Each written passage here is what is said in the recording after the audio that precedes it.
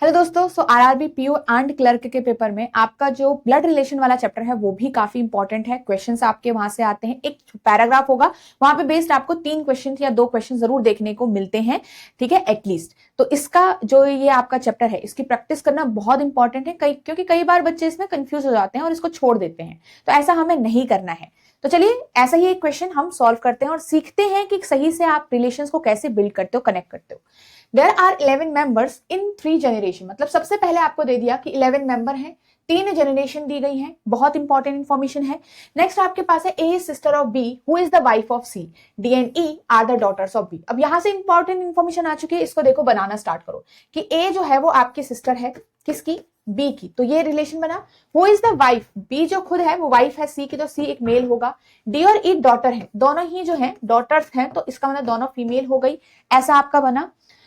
F is the son of A and G is the wife of A's only son। अब देखो अगर F son हुआ और only son हुआ A का कोई, तो वो F ही होगा, तो A जो है वो अलग से है, तो यहाँ पे F आ जाएगा।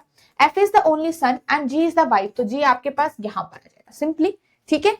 अब नेक्स्ट आपके पास H is married to E, H यहाँ से E से मैरिड होगा, मेल मेंबर।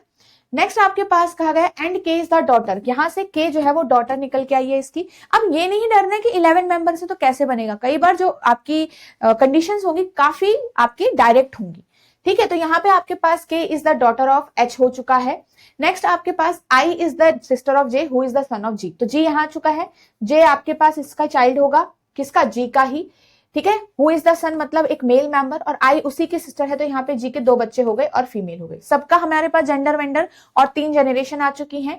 उसने कहा सी जो है वो के से कैसे रही, देखो सी यहाँ पे थर्ड आपकी फर्स्ट जनरेशन में है, के आपके पास यहाँ नीचे है, तो सी का जेंडर आपको क्लियर होना चाहिए, क्योंकि सी के बारे में पूछा गया है के रिस्पेक्ट में।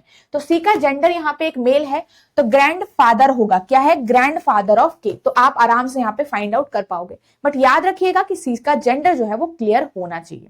ऐसे ही काफी टाइप के क्वेश्चन मैंने आपको इसी चैनल पर, एडुटैप बैंकिंग चैनल पर सॉल्व कराए गए हैं। रीजनिंग के सेशंस को आप फॉलो कर सकते हैं, और आपके जो SBI clerk and IBPS clerk के मेंस के सेशन भी चल रहे हैं, उनको भी आप फॉलो कर सकते हो अपने एग्जाम की तैयारी के लिए।